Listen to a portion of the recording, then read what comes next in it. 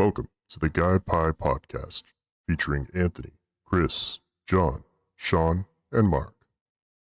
This is a weekly podcast where five guys come together to make the ultimate conversational pie about the games they are currently playing. Welcome to the Guy Pie Podcast. I'm Chris. Joining me is Mark With it.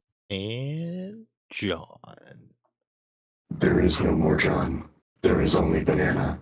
I have evolved beyond the need for silly concepts like names. I have clicked beyond, and now I see there is only Banana.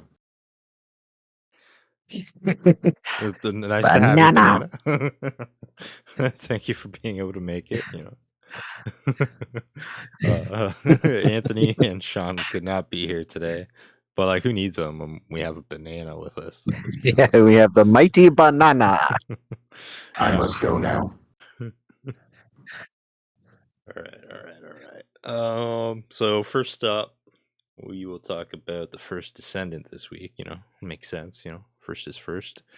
I've only played a little bit of this so far because it was a busy week in terms of finishing Unicorn and then working on the Elden Ring DLC. But for what I've played so far of the First Descendant, the gunplay is pretty smooth. I'm completely skipping any of the story. I'm just not interested in any of the story, so I'm not totally invested in there. It's more so it's a free game and it's a looter shooter, third person, usually right up my alley. I did end up spending a little bit of money to unlock the Poison character because she's pretty dope.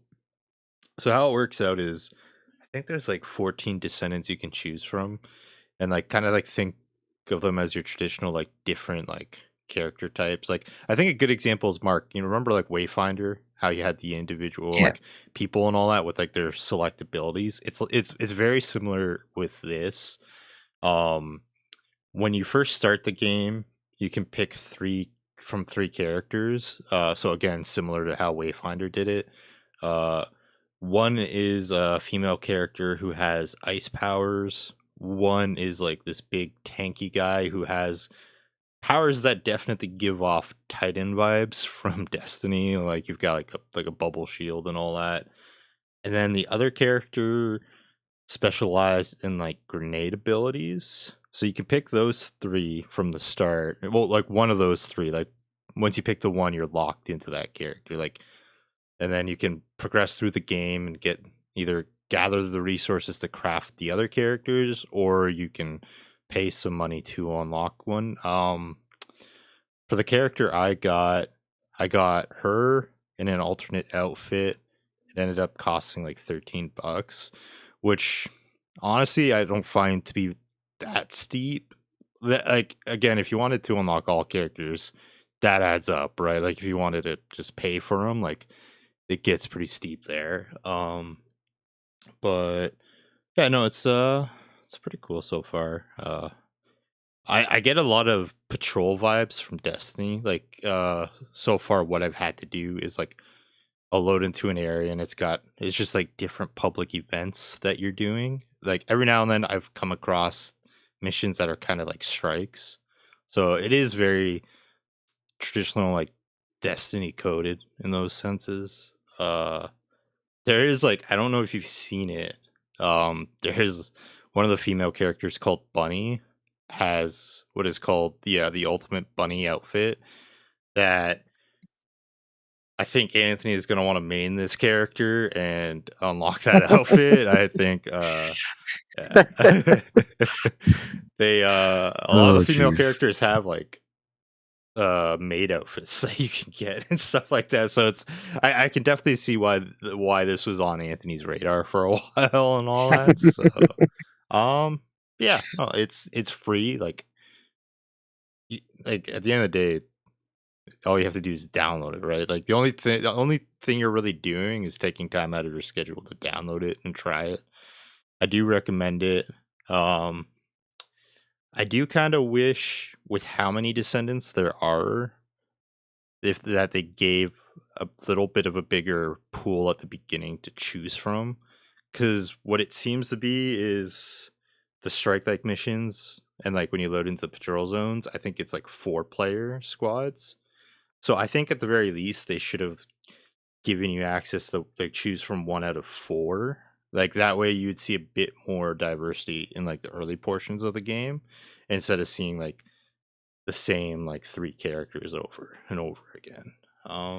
Yeah, no, I'm curious to see a week from now once it actually sunk more time into it, where I'm feeling on it. But so far, it's promising. It had a lot of really, I mean, it's a live service game just launched, right? So it's going to be a rough launch in terms of there's some server issues and stability issues on the PlayStation, but they've seemed to smooth things out.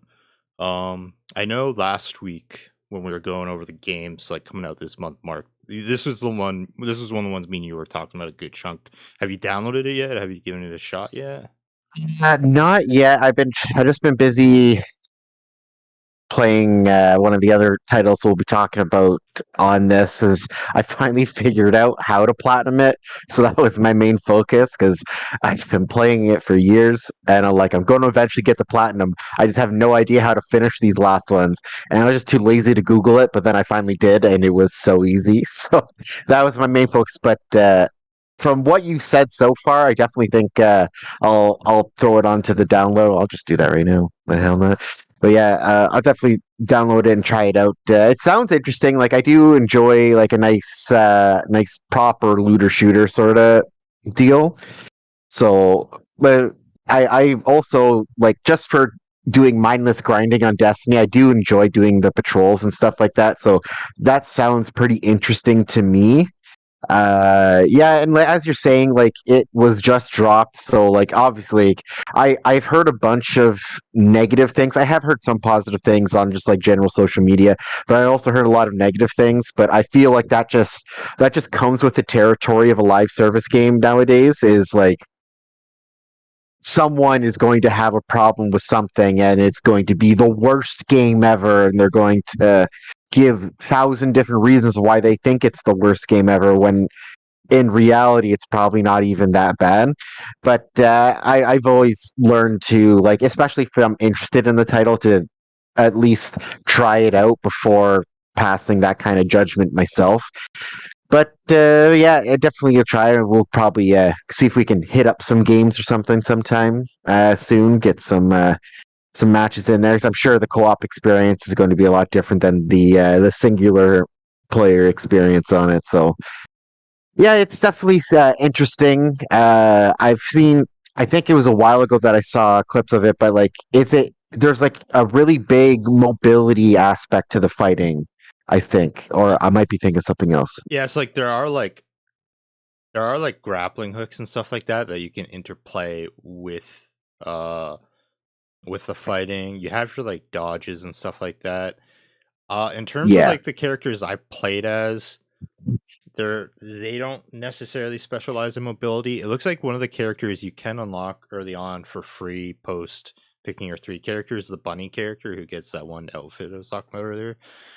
She seems to be, from what I've seen, kind of like a tracer like character in terms of just being really based Okay. on movement and stuff like that. So I think it depends on which characters you pick where you see kind of like Yeah. more movement.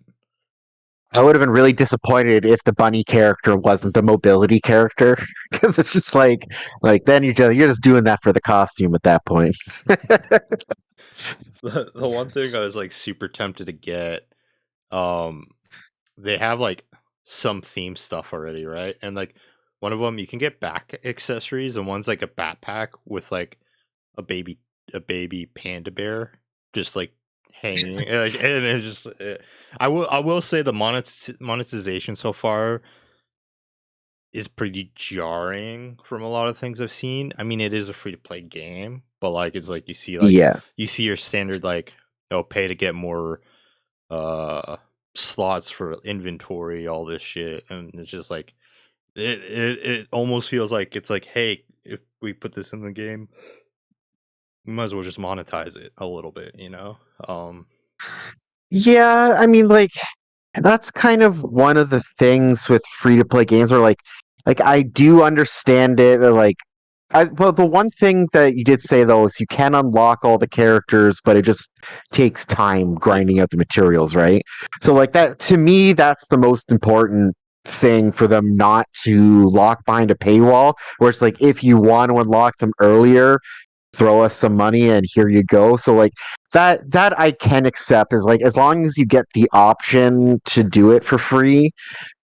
I don't really care about if they have a paid version of that because it's like it's basically you either put money or time in, and like if you're just planning on putting money in there and having a shorter experience, I mean, like however you enjoy the game at the end of the day, because like realistically, like if you spend $13 on it and you put 20 hours into the game, you spent $13 on the game to play as the character you wanted to from the start, right? So like you do have like there are bonuses to that kind of thing.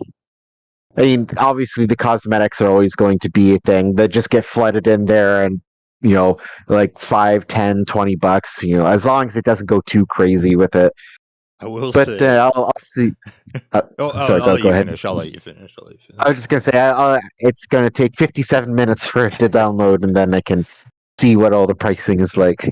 So the one bunny outfit, I don't know the exacts. I know there's 2 versions of the bundle where you can get it.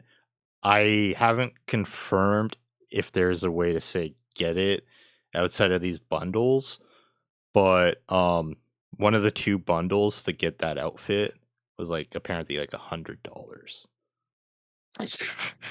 Yeah, but it's like getting like cosmetic outfits and stuff like that. Realistically, they can put whatever price tag on it they want for whatever reason. Like it doesn't actually change anything in the game. So like maybe if it's too revealing, it'll distract the enemies. I don't know. Yeah.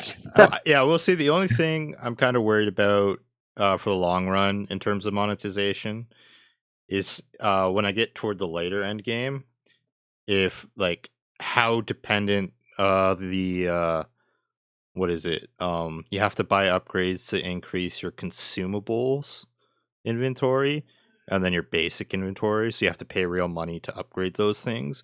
So it's one of those things I have to wait and see toward like the end game where it's kind of like it's like no, you literally need these things, so you have to pay the money, or it's like can you make do with what you're given?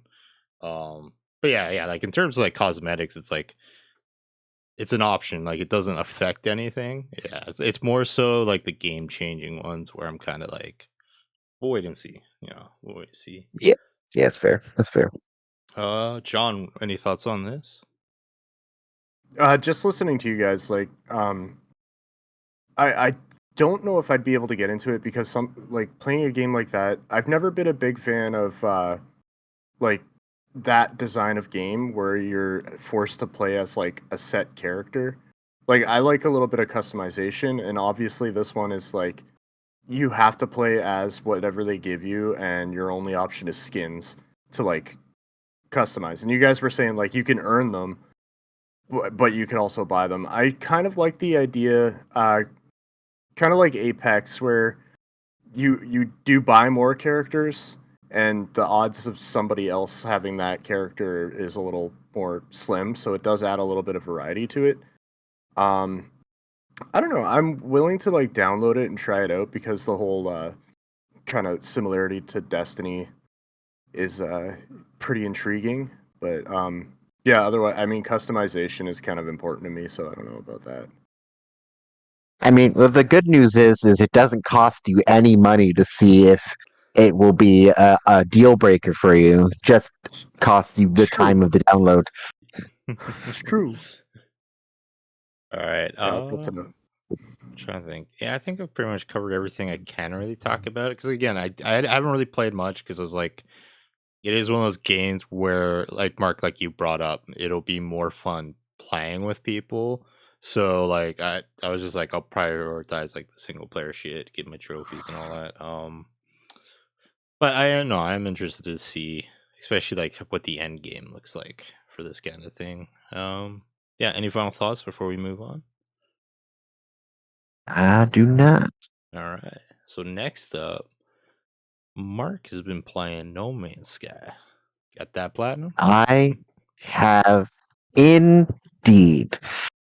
So, for those who have not heard about No Man's Sky, it was one of those games with an extremely rocky launch way back when, because they promised pretty much everything and anything with this game can happen, and then when they released it, it was basically absolutely nothing close to what they actually said was going to happen with the game.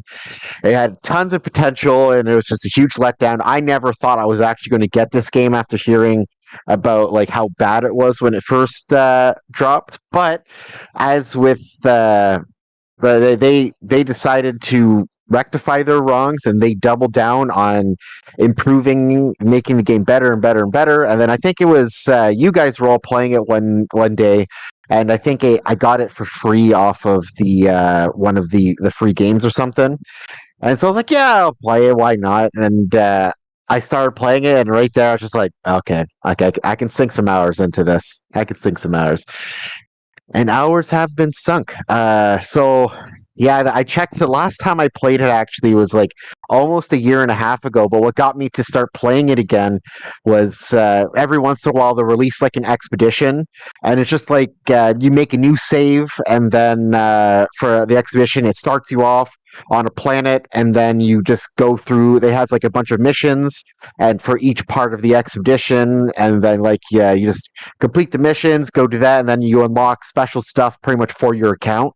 So like it could be like ships, capes, cosmetic gear, and stuff like that that you can only get from the expedition. You can only do the expedition when it's live as well. So like there are a bunch of expeditions where I just never played. So like unless they decide to do like a wrap up, which they did like a year and a bit ago, they did a wrap up of like that whole year's worth of expeditions, and then you just go pretty much just go through them, and each like 2 weeks they change the expedition and whatnot. But yeah, it was a lot of fun.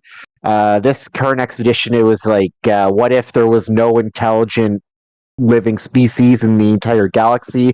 Then it's pretty much just you going from world to world, investigating what happened to all the intelligent species, whatnot. And yeah, it's just like the game is just you get lost in it because there's so much stuff to do, where it's just like started playing at like 10 p.m.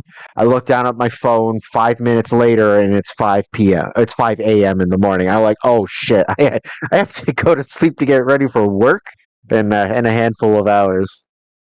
But yeah, I don't know how long it's been since you've played and everything, John, but like the stuff that they've added to the game since launch. So one of the most recent ones they did in a new overhaul is they upgraded all the space stations so they're more user friendly and convenient to get to all the stores and stuff like that. Because before I used to land, and then like up on the stairs on one side was like a bunch of shops and things like that, and up on the stairs on the other side was all the other things, but like it was inconvenient if like it was just a waste of time, really. Like it wasn't anything too like horrible, but it's just like, oh, okay, I need to go do these shops. Okay, now I gotta jump down, run all the way across, go back up, and do these things before leaving. But now, like when you land in, it's like everything is just right in front of where you get out of your ship. And you can just go to the store. So, like, just a nice little quality of life change. Basically, any planet you land on and there's animals, you can tame those animals and you can ride them. And I think you can get like little gear to put on them to add weaponry to them as well, which is pretty fun. I like getting some of the flying ones, some of the controls are janky. It's like the AI does have a little bit of control over it as well. So like it is like you're flying an animal, and then like you can kind of steer it. But if you're not steering it, it'll just start doing its own thing, and when it's flying or running around and stuff like that. Uh, Jeez, yeah, there's just so much to do in the game. It's hard to just like lay it all out easily, because then you can do like base building, farming. I actually looked. There was I'm missing just. I probably have like 10% of the recipes for things that you can make found out, and like I've been playing that game. I put a lot of hours into that game. Yeah. Yeah, so for the trophies for what I got, one of them I had already completed a long time ago. It's just I never went into the discoveries and accepted the like completion stats for it. So I went in and by accident I found that out and I accepted all of them and I had over five more of the 10 things I needed. And the last one was the survival one, and that's just you have to survive an extreme world for like X amount of hours. And I think the total is like 8 or 10 real-time hours you have to survive on the extreme world. But all you have to do is once you land on the world, you let your shields get like your environmental shields get hit a little bit, and then you dig a hole into the ground, and then you go inside of it. It doesn't recharge your shields while you're inside the hole, but you also can't lose any more shield while you're in the hole. So it counts that time for you. So I just hid in the hole and I left my PlayStation on while I went to sleep one night. So I eventually got that. Then I got the platinum, and yeah, the game overall is just so much fun. Like there's just so much to do in it, and it's like if you just want to kill several hours just doing mind-numbingly stupid shit, it's a perfect game for it because you can just like, oh, I'm just going to, oh, there's this water world. Yeah, I'm just going to summon my submarine and just destroy the entire ecosystem. And you can, well, like, it will respawn eventually, but you just go through along the bottom of the ocean floor, just absolutely obliterating it, getting tons of resources, then going off and crashing an economy in one of the systems by selling tons of stuff. So it's pretty fun. John, where are you at with No Man's Sky in terms of feeling and like, are you going back into it? I go back once in a while. I think so. So I started playing it when it was boring, like right at launch, and I played up until Mark mentioned the monster taming stuff. I do once in a while go back to it. It's been a little bit, but I do want to go back and check out some of the new stuff they added. Uh, they've really done a lot with this game, being like a super rocky release, and uh, it's hard to say like, oh, good for them, because I mean they released it in that state, right? It's it's their fault to begin with, and people paid money for this game. But seeing that they put more life into it and seeing that they actually care and want to make it a better game really really makes it worth going back to. So yeah, I'll probably end up downloading it again at some point and playing a lot too much of it. Yeah, that's how it goes. Yeah, the developers are supposed to be making like an RPG game now, right? Where it's just like one full world that you explore. Like, I hope Yeah. I hope for their sake, like to credit to them, they put the game into a much better state.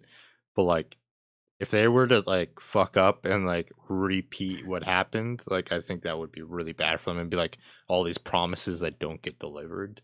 That'd be See, I I would feel hope like they learned a lesson. I feel like maybe instead of learning a lesson, they learned that they can release a game in whatever the fuck state they want to, and then just fix it along the way. That's what I'm thinking. Like this new game will be is like they'll just release it in the worst state they possibly can and just fix it. that's concerning. I will say I hope not. I will say, going back earlier, Mark, when you were talking about the expeditions and like how you're like, oh, there's one where there's like no intelligent life. Like I immediately just saw like the twist was everything's fucking stupid, and it's just like you're just like going around these planets with these like dumbass aliens, just like barely living. But yeah, I tried way back. Yeah, like Mark, you said, like yeah, it was free on PS Plus or something like way back. I gave it. It just the one session I played, I'm like, yeah, it's unfortunately not for me. Like I just didn't vibe with it and all that. But I do appreciate that you guys dig it, you vibe with it. It's always good to have games that you like that. But yeah, going back to those developers, I really for like for your sake, Mark, and my sake too. Like, I am intrigued by the concept of the RPG they've been like building, just like a fully explorable world like that, just like one full Yeah. like planet. Like it sounds good on paper. Just hopefully they Yeah. execute it. Yeah, sometimes things don't translate well off of the paper, and that's a lot of the times the problem. Hopefully, they manage to make that translate well, because like just with like it's like the worlds that you can go to, like it's impressive because like there's just almost infinite amount of worlds you can explore in that game, because like every single dot when you go out to the galaxy, like, well, not even just the galaxy view, just like pulling out from that star system, every single dot has its own set of planets and stuff like that. And like I can guarantee you there are still tons and tons of systems that people have never even touched, and the game's been out for years. So like it is very interesting to see what they could accomplish when they're just focused on one world, because like obviously like because the No Man's Sky the way it is, like obviously like the worlds are only there's only like X amount of sprites for animals that there can be. There's only like X amount of plants and like events that can be happening on the world. So like every once in a while you land on the world and like they'll have like little outposts and stuff to explore. Some of them have little lore things. But like that's basically it, because like you can't exactly put a giant civilization on even like a handful of planets. That would be way too massive a scope. So just focusing on one world, as you're saying, as John pointed out too, hopefully they aren't relying on just release the game and then let's patch it to a good state later, because that's how it happened with a bunch of different developers, unfortunately. So hopefully we don't get that. Hopefully we get like a good game, which I have faith that they will manage to put out. Hopefully, like even if it's just like a little bit of patching that's going to be needed, but like I hope they don't go the route like, well, we have to release it at this time and it's not ready yet, but just release it and we'll get it in post. I hope that's not the mindset that they're carrying forward. Yeah, like I hope not. And I hope it's like one of those things like if it does go that route, I hope enough people vote with their wallets to be like, okay, like this is unacceptable practice. Like Yep. yeah. Any Money is all the power. any final thoughts on No Man's Sky before we move on? Delightful experience if you want to try something that's just fly around and do shit game. All right. So next up is Shadow of the Erdtree. I will avoid saying any spoilers, John, obviously, because I know eventually you will be getting around to this. What I can say is where I've currently left off. I'm at the final boss, and I'm just waiting to link up with Sean because he wants to like tag team the final boss together and all that. Give that a go. Um, I went through a good chunk of this like last week with Mark, just like the initial thoughts and all that. I will say, dude, the destination, like the new location, is fucking beautiful.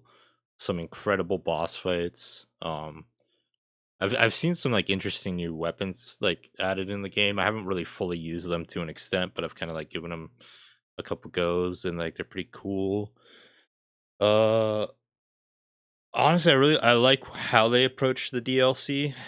In terms of leveling up for the DLC area, you gather like the skidder tree fragments, and like each time you hit a certain amount, like it basically buffs how much damage you take, and it basically it buffs how much damage you do. So it's like it becomes a whole leveling system in it of itself, where it's like very comparable to like when you would upgrade your weapons, where it'd be like sword and then bracket 10 or something like that.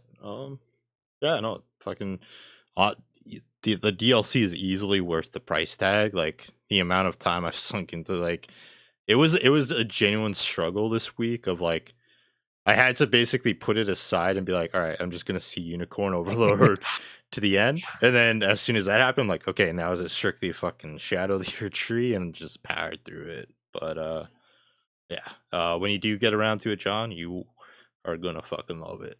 So what are your thoughts on the DLC, like the excitement leading toward it? what you said about like the leveling in the DLC, is that on top of like your leveling from the base game? Like, do you still level that way also? So you still level that way, but it's like it's interesting because it doesn't like when you go into the DLC area, it doesn't there's no way at all you can go in over leveled, right? One of the guys Gene Park, he's like a writer, a journalist, and he also is on a podcast network me and Anthony listen to. He farmed his one character to the max fucking level, which was like 737. And he went in and like he would like hit an enemy and it would like barely scratch him. So like the focus itself is on the Erdtree fragments for like your like the leveling for the DLC. It's like we like it sort of starts you off fresh, but like it maintains like your stats through the leveling and all that. Because like I've got my high intelligence, I've got my high strength for like my magic sword build, and like my health is reflected based off of the level of my health. But yeah, like the true focus in like being able to do damage and take damage is in those fragments. Okay. Yeah, because I was thinking maybe with that like DLC leveling up, it kind of adds to the leveling up in Elden Ring, because I don't know if you know, but over leveling in any Souls game is actually like hindering for you, especially if you do like PvP, or if you summon people to like help you fight. Because if you over level, like your odds of getting somebody that like a high level go down a lot. Same with like PvP, is there's like a meta for like what level you should be for PvP. What I thought was like you could level and then stay whatever level you want, and then go into the DLC and just use that to level, and that would kind of like get rid of that whole uh like meta leveling thing, which is intriguing for me. But the fact that you just level strictly based off of, you said, the skitter tree Yeah, I fragments. think that's like the name from it is like a weird name. Yeah. Yeah, like it because like it's weird. Like you're still collecting runes along the way. Like so you are still able to level through the actual leveling system, which I've like continued to see my benefits to it. Like I just as I continue to level, I've just been bumping up my health a bit more and more. That's basically been the remainder of my focus for leveling Okay. and stuff like that. Yeah, I will say like when I played Elden Ring the base game, I didn't touch PvP, and when I did all the boss fights, I never summoned anybody. So I guess me over leveling, I never really saw the negative effects of that. And an obvious thing too that I will say is the benefits of the Skitter tree in like the DLC, when you go back to the main area, they're removed. So like the increases to your damage and your defense are taken away outside of there, and then when you go back there, it's continued just where you left off. Um, Mark, like I know, like you're not really necessarily in a rush to play this, but like the more you hear on it, what are you thinking on the DLC? And like it is cool concept. I do enjoy the fact that they made it so like people can't just go in and then just absolute shit stomp the DLC like it was made of paper mache. So like it is a very interesting thing where it's just like, yes, like you can be really powerful outside, but like this area is like it's different. It's like it's influenced by this tree and whatnot. And so like in order to actually have a chance, you need to like upgrade yourself with it. So like I think like it's a very smart move on their part to sort of give that as like the way to do things, because like first and foremost it extends the life of your DLC. It adds new sort of like builds, new sort of thinking, and going towards it, where it isn't just like, oh, this big giant stick that you found outside, yeah, that's all you need. go nuts. It's like, no, you actually have to plan things through. You can't just like, oh, I'm sure there's people who've already done it, but it's just like, I'm just going to make a fresh character and run into there and pimp slap the boss with this freaking 2-hit cheese. So it's I do appreciate that. Like it does sound like it's a great DLC. I personally don't think I'll ever end up playing it unless like very specific circumstances which I'm not privy to happen. But yeah, like I do enjoy how they did it. I think it's a very smart move for a DLC. Uh yeah, like I'm glad that they're finding success in that, and hopefully other sort of like other makers in the same sort of genre kind of take notes on it, because like it's definitely a really smart move on their part. If this ever hits like say PS Plus or like the say like the extra tier or something like that, do you think you give it a go around then? I see the problem is getting back into it. Like I know I did a huge cheese build, so I mean like not saying that necessarily the get back in would be like a rough sort of transition, but like there is still kind of like a skill curve there that I'm just like, I learned it once, I had really fun time with the game. Going back into it and having to relearn the strategies, skill move, like enemy move sets and stuff like that, like not super interested in doing that. I enjoy the memory I currently have of playing the game. So I think I will personally I just usually like to leave it at that and just enjoy the game. People who still want to play the game though, all the power to you. It is a really fun game, and like I could see why people really their time into it. And also, like as you said, Chris, the PvP's never really interested me in these type of games, and I know that is like a kind of big part to it.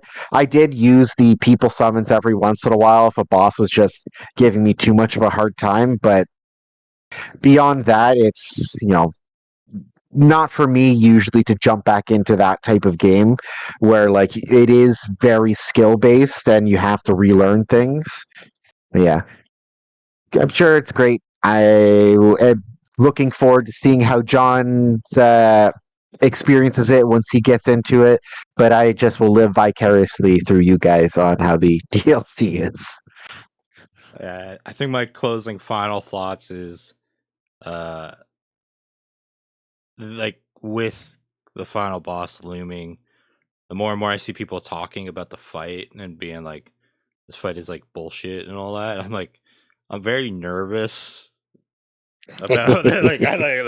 Like which I'm excited to see how it goes. Like I know Sean has already beaten the boss.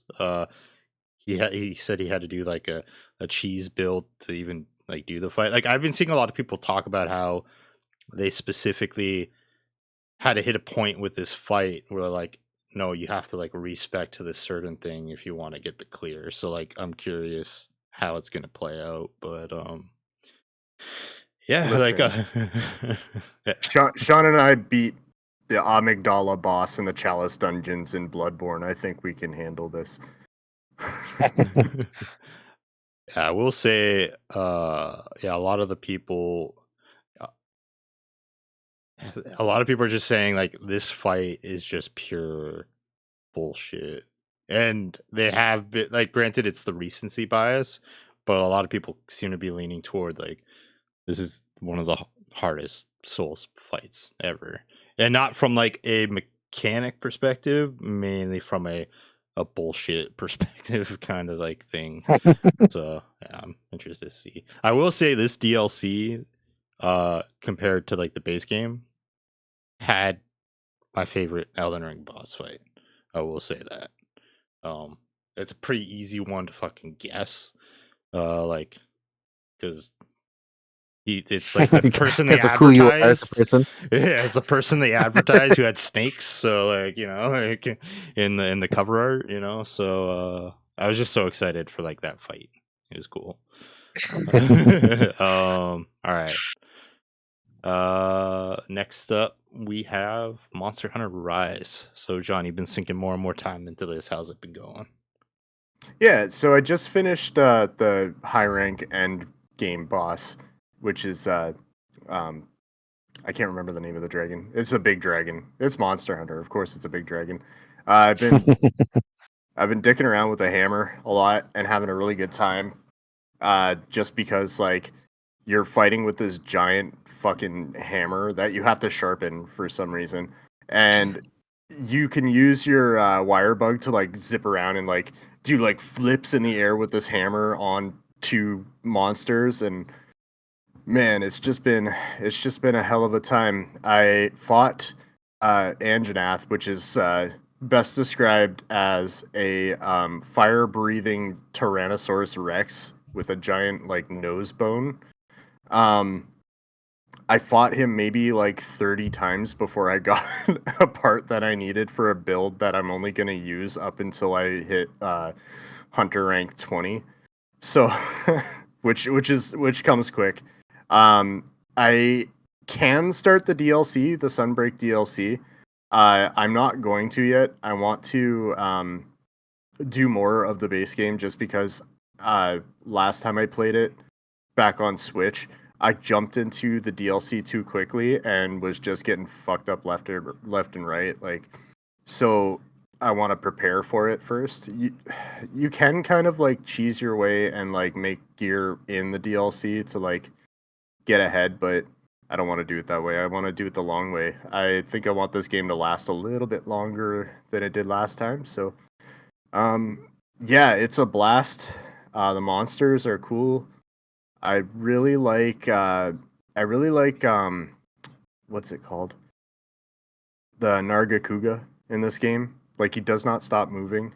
He's really, really hard to fight. And he's just a lot of fun. I had to fight him about 15 times before I got the part that I needed from him. But yeah, I highly recommend it. It is a lot easier than Monster Hunter World, but eventually you do hit a pretty big like difficulty curve, which does add a lot of fun to the game. So highly recommend. Please play. Yeah, Mark, you were playing it, but then you went into like the No Man's Sky. Like, so are you just taking a break from it, or? Yeah, I'll probably hop back on it. Like it is a fun game. Like it's simple, but it also has like as John's saying, like it has that crafting system. So like you can kind of like depending on who you're fighting, like especially like the Anjanath. I know in Monster Hunter now, I hate fighting the Anjanaths because like they're just they're so aggressive. Like usually, like in Monster Hunter now, when you break something's face, it usually just gets stunned for a couple of seconds and like you just are free to attack it. With the Anjanath, if you break its face, it will get stunned for half a second and then it'll turn in and do a bite attack, which kind of tells you everything you need to know about that freaking that son of a bitch. It's eaten so many health potions from me in that and now. But yeah, it is a fun game. I really enjoy playing it, the multiplayer with them too. So definitely, I think when Anthony gets back, 'cause he's usually pretty good to play before I go to work. I'll hit up some of that with him, and then whenever John's available, obviously hit up that with him, and he can carry me to all the good loot, good gear for me to craft. So See, when I smack Anjanath in the face, he does not get up. That hammer, man, it knocks him out. I do kind of want to make a hammer build because hammer was my favorite in World. Yeah. The hammer is your penis, right? Yeah. Oh. It's the only thing big enough to take the monsters down. Just needed that clarification. Yeah, like yeah, I hate to sound like a broken record, but yeah. Monster Hunter, I'm basically just waiting for wilds. Like that like when I do get that neck, because like I'm very limited with how I get into Monster Hunter. So I kinda want to savor that experience and wait for wilds for myself. Plus there's too much shit to play right now, man. There's so Yeah, much shit. so much stuff. Any final thoughts before we move on? You don't get into Monster Hunter. Monster Hunter gets into you. Just download the app, Chris, and you'll be hooked. Next up, we got Unicorn Overlord. I got the platinum for this. Yeah, it was basically, I'm trying to think. I think it was Saturday because I kept going back and forth like with Elden Ring and Unicorn, and I'm just like, this is insanity because both games were like, I would be like, oh, I'll play like a 1 or 2 hour session, and then I'd be like 4 to 5 hours into that session of that game. I'm like, oh fuck, I should probably play the other game. Like, it was just like both games were so addicting that like when I'm in that game, I didn't want to get out of it. But like there's the lingering presence of the other game where I'm like, I need to be playing this as well. So that's when I was like, all right, I'm gonna put Elden Ring to the side because there's no trophies. I want to get that platinum for Unicorn Overlord. So I just powered through that, and I just basically played it like, what was it? Yeah, Sunday, Monday, Tuesday. I think I got the platinum Wednesday. I just like sunk all that time into those, and yeah, that Unicorn Overlord was a fucking fantastic game. I fucking was surprised with how much I really enjoyed it. I think one of the things I really appreciated, I don't know if you utilized it when you played it, Mark, but like in the moments where, like, say if I had to get ready for work and like I had less time to play, um, and I'd be like, say, worried about, oh, what if it's a really long battle? The thing I would utilize in those moments where I was crunched on time is I would just skip each like individual battles within the battle, like not even like watch the animations and just kind of like see the outcomes and just the help with like, because it's like I would want to keep playing, but like some of the battles would be significantly long in the stories and shit like that. Like, I will let you know right now, Chris. I watched the first cool few battles. I'm like, these are freaking cool battles, and I skipped every single one. okay. Right, so now, so I don't feel Like, bad now. I'm like, listen, there's a row of 30 enemies coming towards my main guy. I know what's going to happen. He's going to shit stomp the shit out of these enemies. I don't need to watch it happen because it tells you like how the battle's going to go beforehand. It's like my guy is set to lose 1 HP. They're set to fully die. I'm good. I know how this is going to go. So, yeah, no, I skipped a lot of the battle animations. Unless I was very confused as to why my guys were doing so bad, then I kind of just like send them in there, see why they're what should have been a good matchup was completely not a good matchup. Like sometimes I would watch those ones, but yeah, for the main part, I was just like, yeah, I got places to be, I've got trophies to get, so let's keep it going. Yeah, having that and like the fast forward option were two crucial things that I think really helped make it a much more positive experience, even Yeah. more so than the core game itself. I appreciate games that let you fast forward through the monotonous stuff, like where like you can watch it if you want, but if you don't, press this button right here.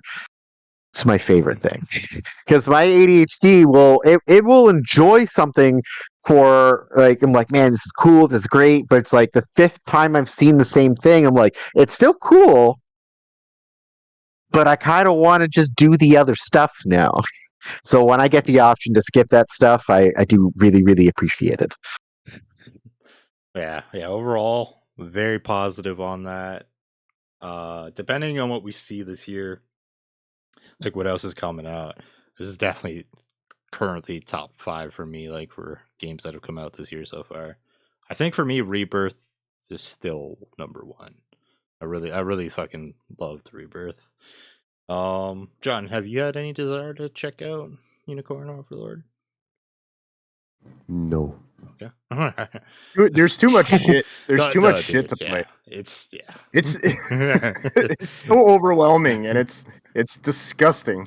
I think just need to. I was gonna say, I think the thing, like last week when me and Mark were talking, because the final topic was like, what are we looking forward to in July? When we realized there was only one game that interested us this month, we were relieved. We're like, we can actually fucking play other Yeah. shit. Like, oh my god. All right. So next up, this is a topic that I know John is going to be happy to talk about. So Final Fantasy 14 Dawntrail sees a record number of players. The news comes from producer and director Naoki Yoshida. Hopefully, I did not just butcher that. Probably did. Quoted saying, record number of concurrent users we've not seen since the release of A Realm Reborn in 2013. Dawntrail is the 5th major expansion for the game. Yep. And Final Fantasy XIV just arrived not too long ago on Xbox Series X and S finally on March 21st. The DLC released on July 2nd with the early access launch on June 28th. So how are you feeling about this news, John? I'm not surprised at all. When Endwalker came out, I was locked out of the game most times because there's just too many fucking people playing. So I would sit there and wait for an hour just to get in. I can't see how it reached a record number of players because it seems like every expansion it reaches a record number of players. Like, how the fuck is everybody in the world like secretly playing this game now at this point? I can't wait to play it. Unfortunately, I am going to wait to play it, just because I like to wait for the hype to die down a little bit to make it a little easier to get into the actual game and play it instead of waiting in a lobby for like 20 minutes to an hour. The 2 new classes look pretty cool. Viper, which is it's a melee DPS, I believe, which I think is like status effect based.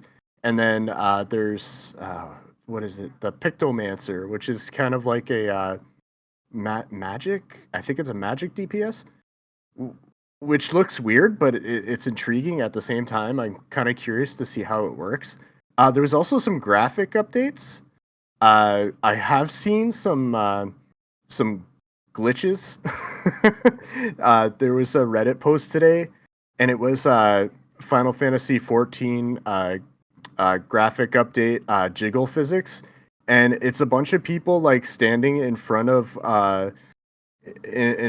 like some terrain that's like jiggling. Oh, that's not where I thought that conversation was going.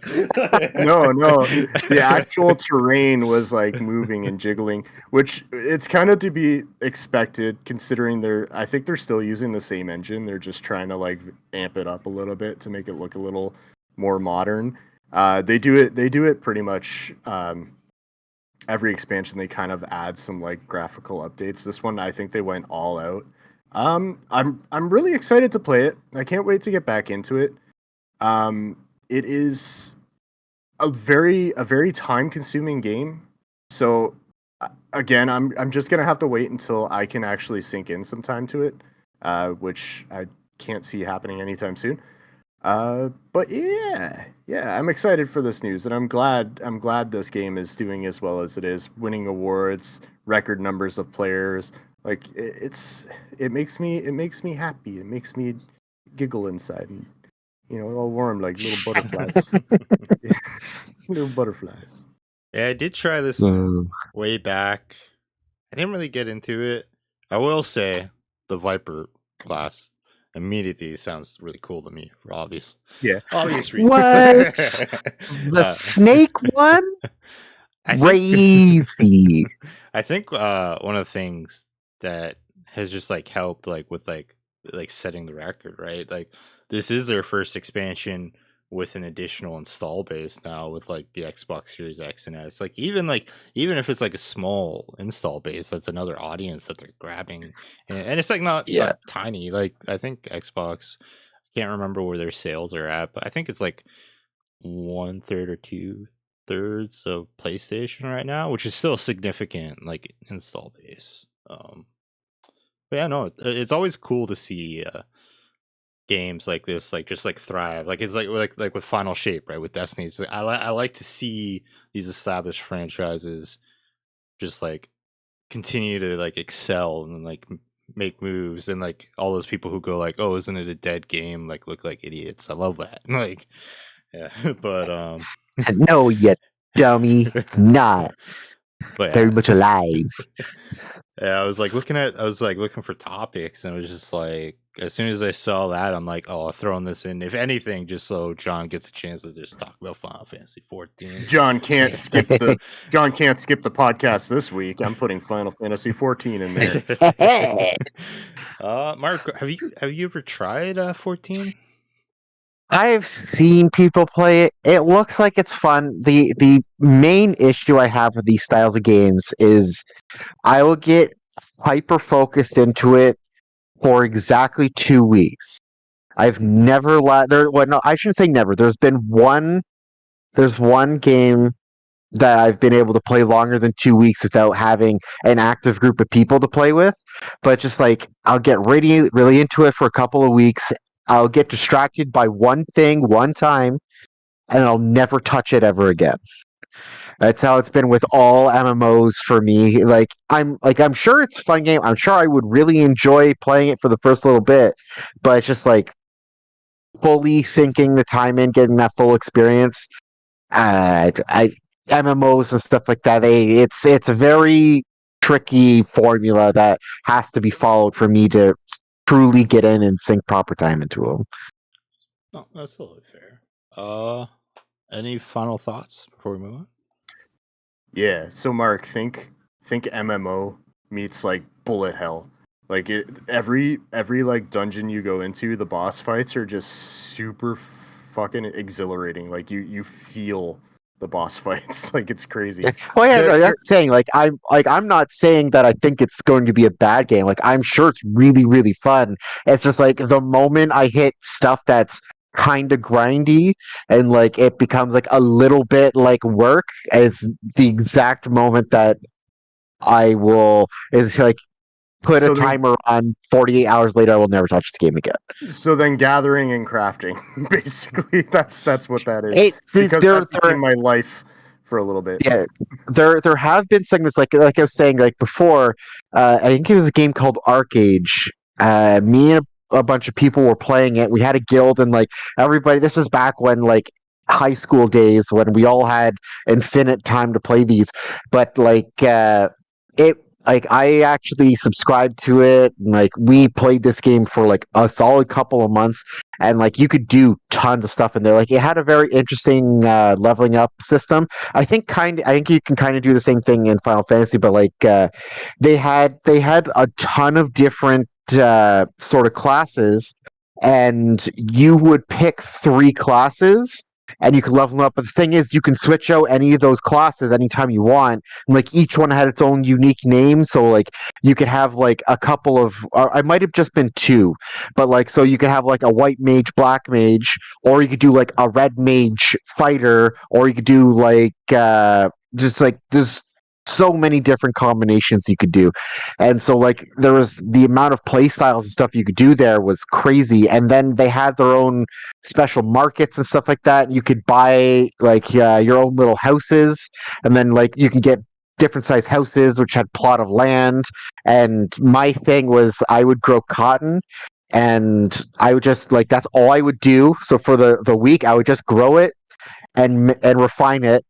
And then at the end of the week, when the prices for the fabric went down, I would got too high. I would flood the market. I'd put it way underneath everybody else's cost. I would make tons of gold. And then all the prices would drop for a week. And by the time I had my stock back up, it was really high again. And I'd undersell everybody. It would drop.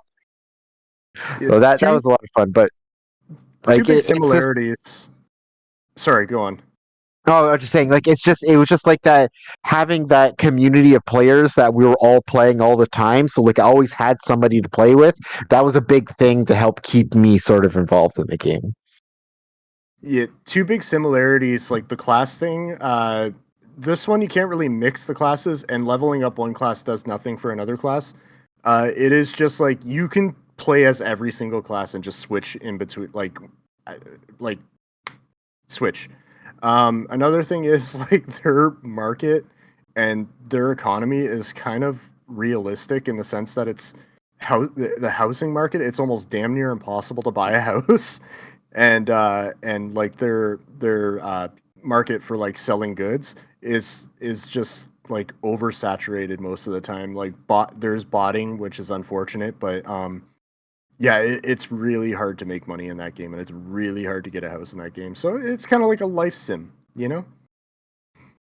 Just like real life, really hard to get a Yeah. house, you know? Yep.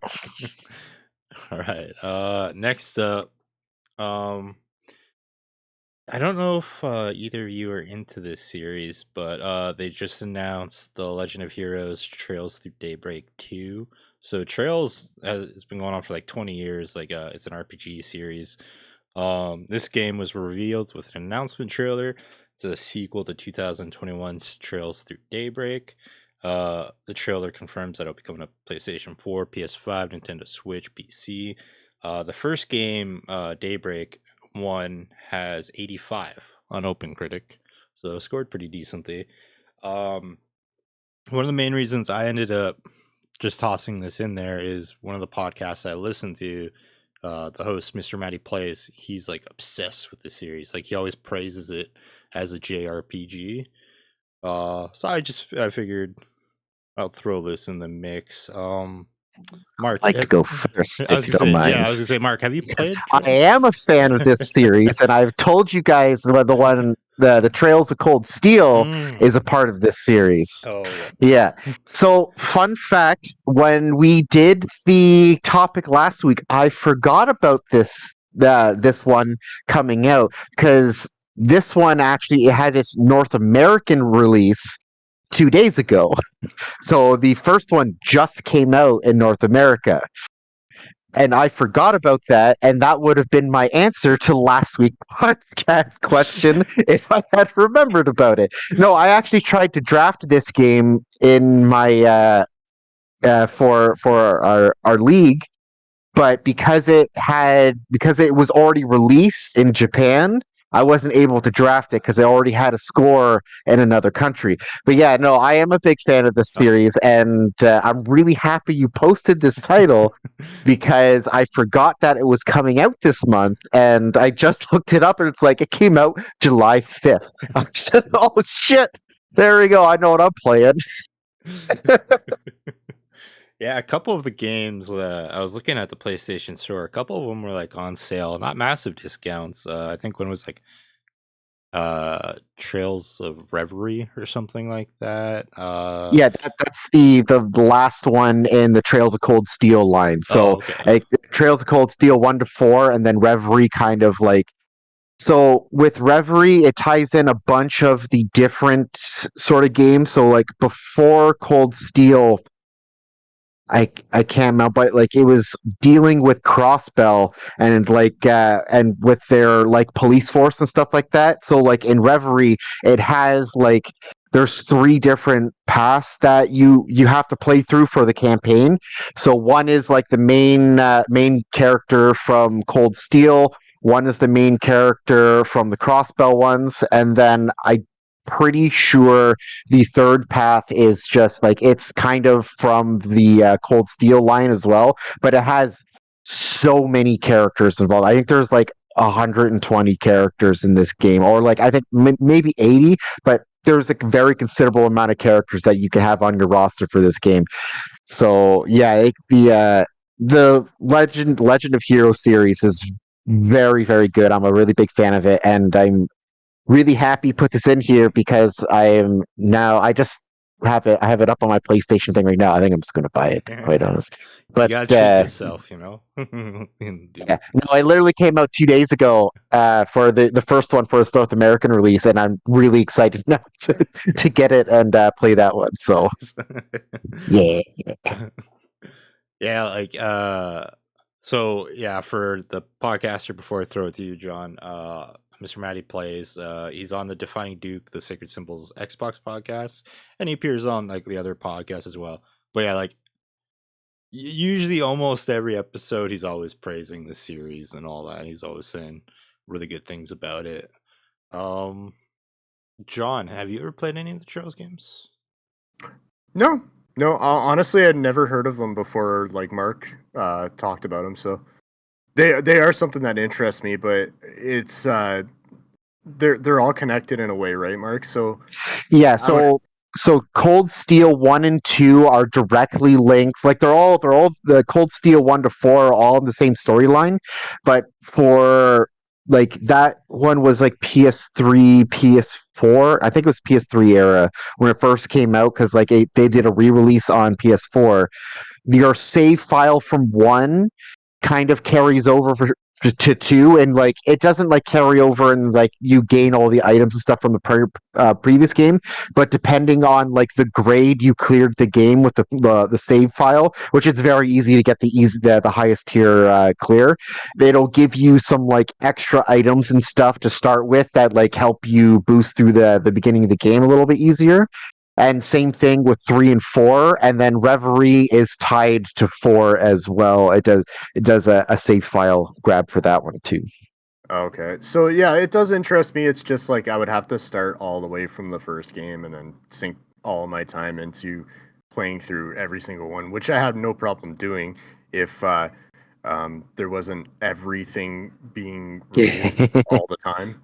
So yeah, it is something that interests me, and it is something that I could see myself eventually getting into. Any final thoughts before we move on? I am buying the first one right now. Stop releasing games for a fucking minute. Just 1 minute. It's funny because like literally last week we're like, yeah, we're happy that there's no actual big title games for us coming out this month, and I did have one 2 days ago. You fool. All right, next up is a continuing topic off of something me and Mark discussed last week, which was Dead Rising Deluxe Remaster Showcase with Capcom. A couple interesting notes. Kunitsu will obviously releases July 19th, 2024. They have a collaboration with Okami, the one Capcom game. In terms of Dead Rising, improved graphics, 4K, 60 FPS, adjustments to gameplay, like being able to move while aiming, which is fucking so good because that was always something I hated about the early Capcom games. Fine-tuned the user interface, added an autosave feature. The core gameplay itself remains unchanged. Fundamental gameplay remains the same. Each location takes on a different appearance depending on the time of day, so like lighting, stuff like that. More facial details in Frank and the NPCs. The digital deluxe edition includes 17 costumes for Frank and 17 background music tracks. They haven't like confirmed the outfits. Like you see like the silhouettes of them. Like it looks like there's like a Mega Man outfit. It looks like there's like some Resident Evil ones, including I think I saw um what's the from Resident Evil 2, John? The big guy who chases you. I'm blanking. Mr. X. Yeah, Mr. X. It looks like there might be an outfit for him and all that. Which it's really cool. Yeah, this releases September 19th. Pre-order bonus includes 3 costumes: Frank West 2006, the Chuck Green, the main character from Dead Rising 2, and then Willamette Parkview Mall Bee mascot outfit. So just like a gigantic bee mascot outfit. The showcase also talked about the mobile phone version of Resident Evil 7. If that has built any excitement for anybody here, I don't know, but John, I'll let you start us off with this one. Okay, I love this game. I don't want to play it though. I don't want to play it at all. I want to watch the Game Grumps play it. Oh yeah. That's all. I want them. I want them to get this game when it releases, and I just want to watch them play it. That's it. I don't want to get it. I don't want to buy it. Just please, if Game Grumps watch our stream, probably not, or our podcast, probably not. But play it, please.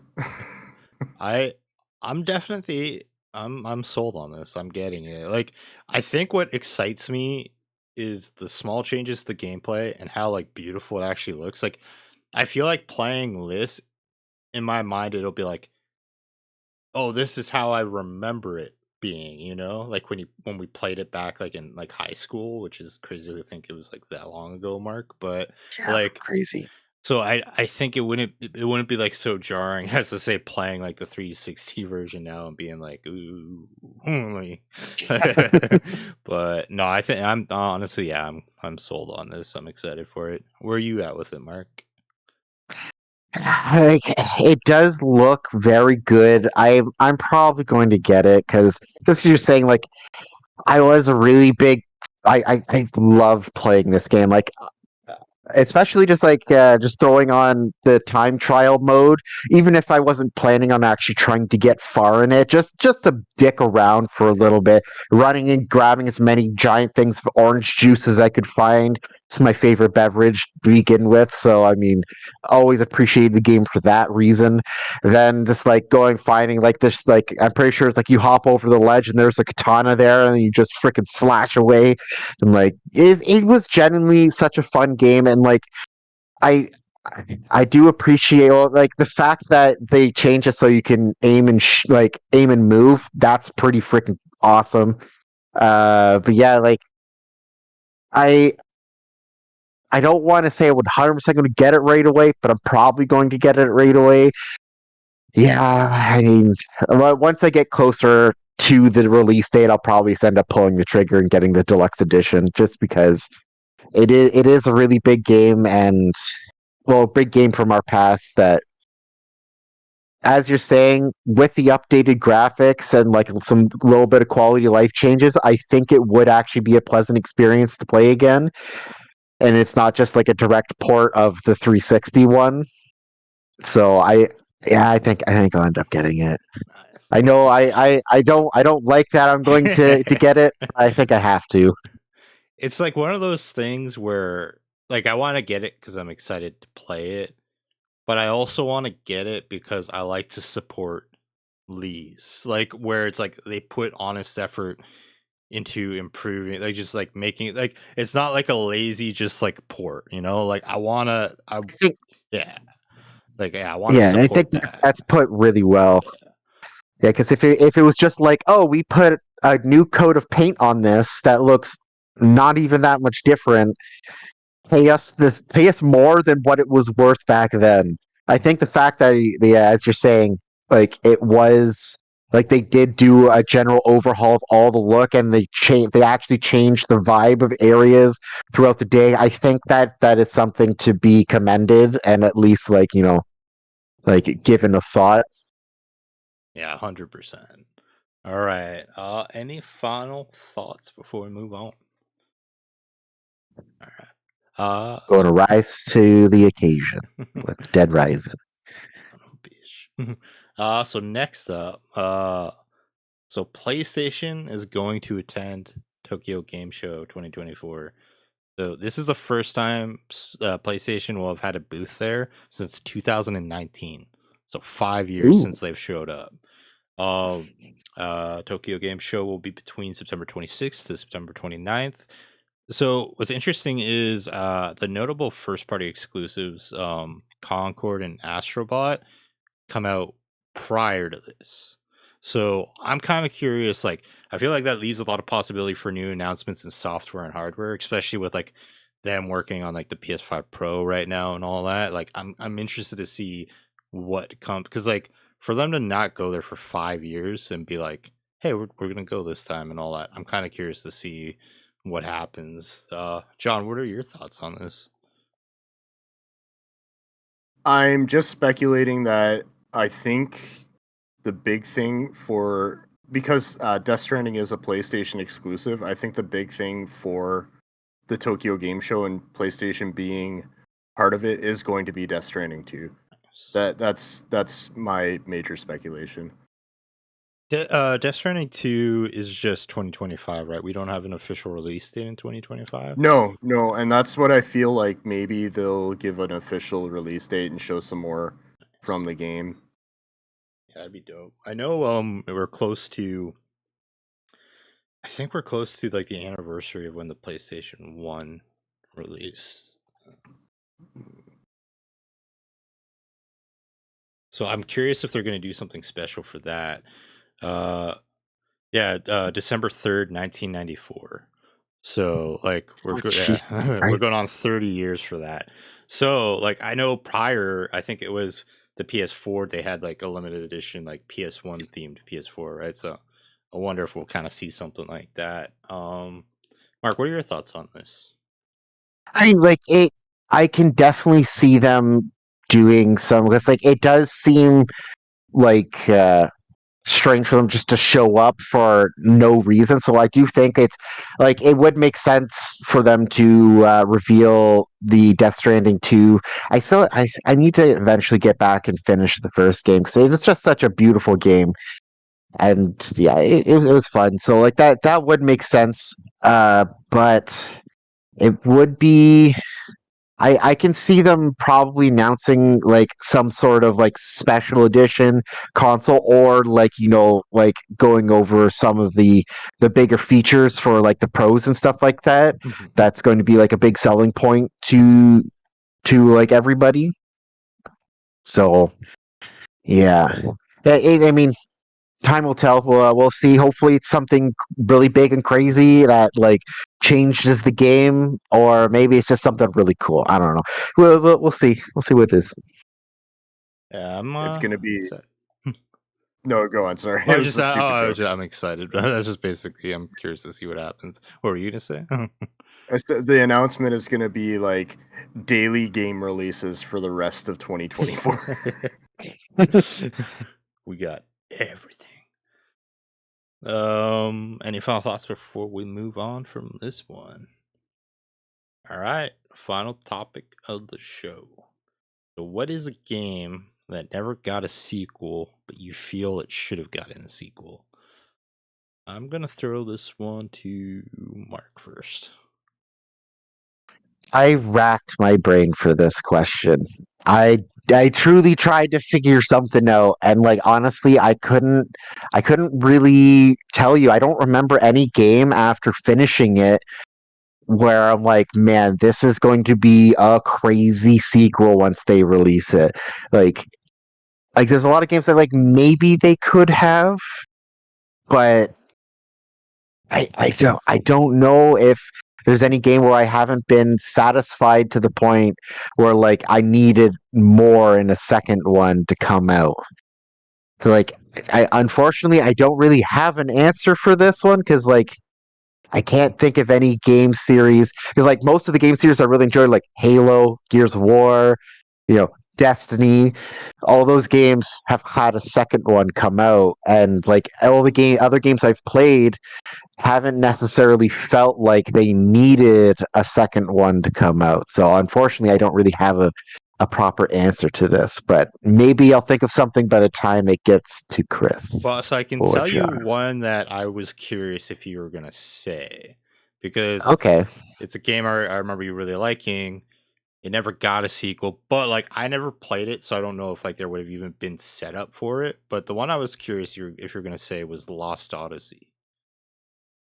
Oh no, they wrapped that game up super nice. Oh, okay, so Yeah, it's just I like close the I book. couldn't. Yeah.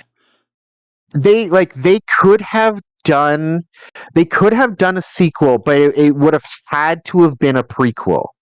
Okay. All right. So like I can't see them honoring the story with them making a 2 into the future. Like there's a couple of avenues maybe they could have gone down, but I think that would have kind of been a disrespect to the game.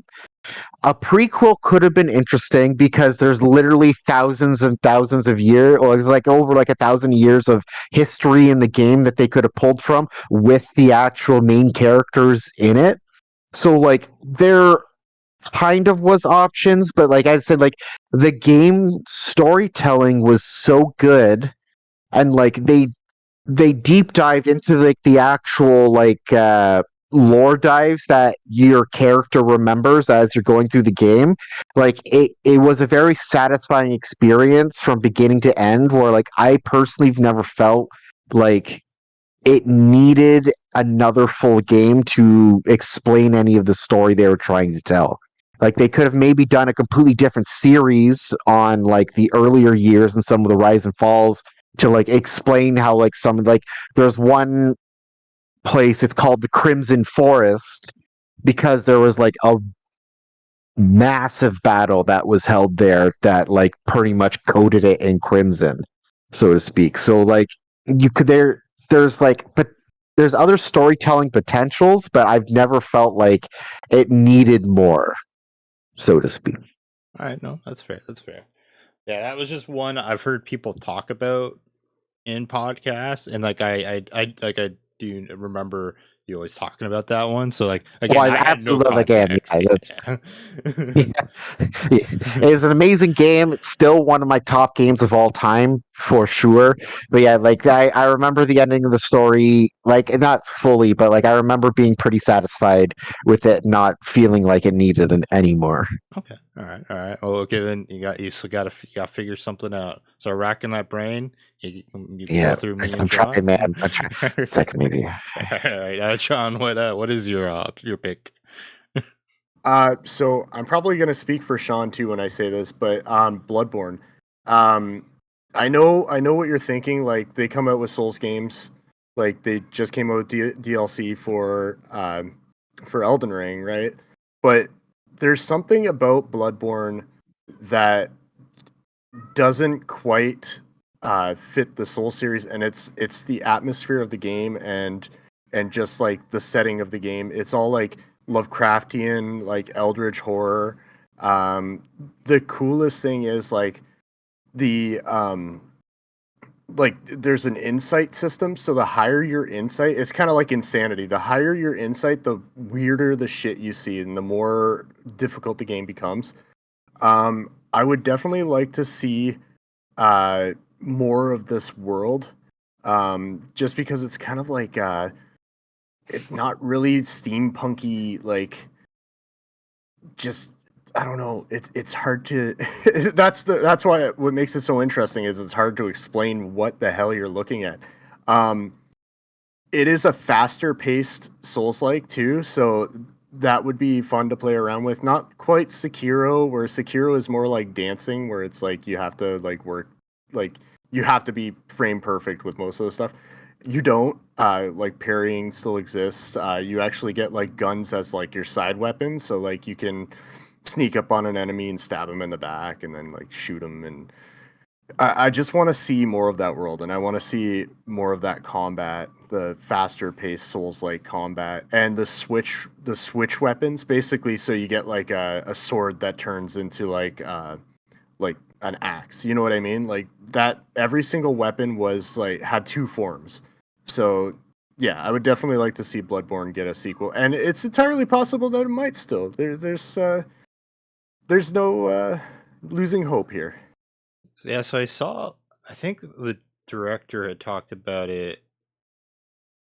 Like I think it was like last week where he basically said he basically confirmed what everyone kind of knew. Just uh like in terms of like say Bloodborne remaster and like the Bloodborne sequel, it's like it is something they're very much game for. It's the thing is Sony owns the IP, so it's like all dependent on what Sony decides and all that, which is like no like going to what you said, John, with it's like when you're like, I know you're saying like a Souls like, but it's like no, like Bloodborne needs a sequel. Like it's a beloved game. Like I tried it a couple times, didn't really get into it. If they ever did a remaster with the 60 FPS, I would 100% down to give it that go.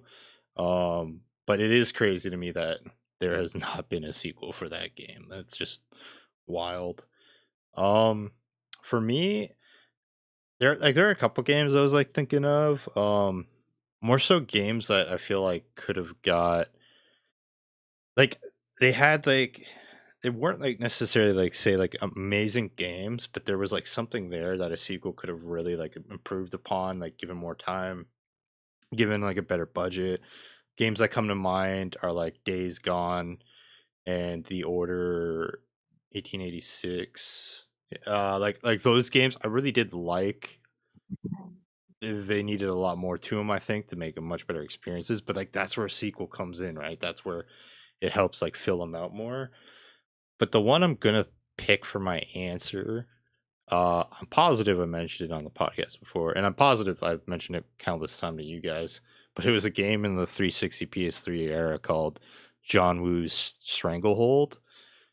I have the fondest memories of playing that game just because it was like those classic like action movie vibes, like had like cinematic feels to it. The gameplay felt like unique at the time.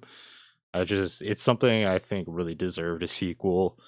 That at this point I would settle for a remaster just because I do want to play that game again. Just because like I had some great times with it, just like running in, doing the slow motion dive, shooting, falling to the ground, doing like the rock handspring kip up, getting back into the gunplay. Like obviously, like if you look at it now compared to like the gameplay of games that are out now, it's not as impressive.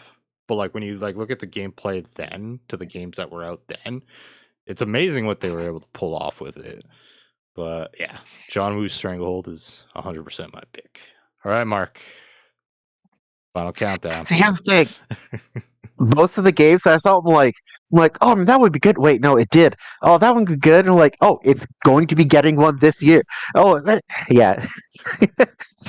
I can't like none of the games that I've played, at least in recent history, they're either like the Fairy Tale game. I looked at them like, oh man, that one would be a good one to have. I'm like, wait, no, they just announced Fairy Tale 2. Yeah, like there's no game that I could think of that like I needed a second one of after playing. Like, yeah, unfortunately, I don't have an answer for this one. We've stumped. I have been trying to figure, or maybe I just pick good game series that don't need anything else after I'm done playing them. I just find a game. I'm like, you know what? These people have their shit on lock. We're gonna play it. It's gonna be dope, and that's it. What about Lord of the Rings Gollum? And believe it or not, I have never played it, and I never will.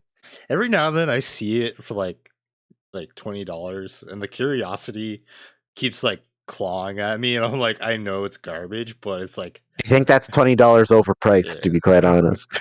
just wait for the day where they're like, hey, here's a $5 voucher and the game, you know? Yeah. Chris is like, I must has it. You cannot keep it from me.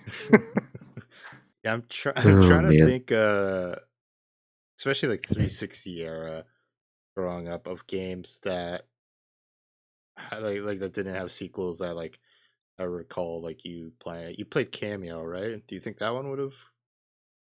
Cameo? Did you play that one? I don't think. Was that it? I have no idea. Let me look it up. Who I Cameo. know that played it? I think that was one of their exclusive titles. I think, was that a Rare game, if I remember correctly? I might be wrong on that. I don't think I ever played this one. Okay. Oh yeah, it was a Rare game. Okay. Yeah. One day, Mark will find that answer. One day. Yeah, because like we're talking earlier about Dead Rising, that got 2 sequels. Actually, 4 sequels. Dead Space 2, Dead Space 3. Yeah, like I don't know, man. Yeah, BioShock got a couple sequels. Yeah, yeah. I crossed BioShock. I'm like, okay, now BioShock 2 and BioShock 3 Infinite. All the dope Star Wars games have gotten sequels. Yeah, and Mark just knows how to pick them. I guess I don't know. John, we got to improve our quality of games. It looks like. I don't go for quantity, man. I go for quality. That's not true. I've picked some very bad games before, but well, I mean, I could technically give you guys know one of them. I could technically give you a cop-out answer right now, like.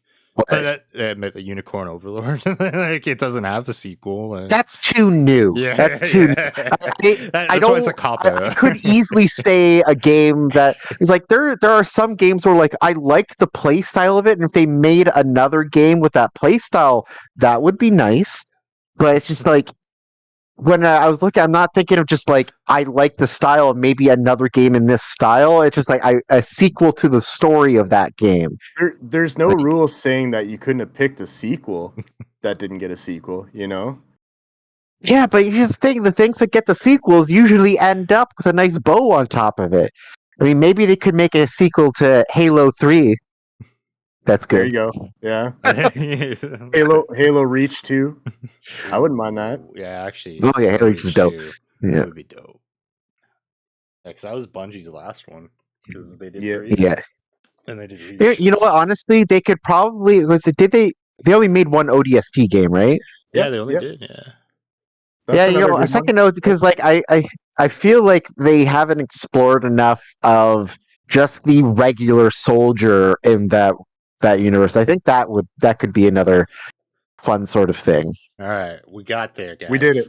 We did it, We Chris. got there. All right. This has been another successful episode of the Guy Pie Podcast. I'm Chris. Joining me, Mark Bye bye. and John. Or Banana. Jonathan Moore. I'm sorry. I think Banana should have got a sequel. Still too new. Just put a second banana on it, and you got banana too. More Is that- clicks. So is that the infinity symbol or is that a Pringle? Yeah, I've clicked beyond all human understanding. All right. Banana. Banana. Well, that's a wipe.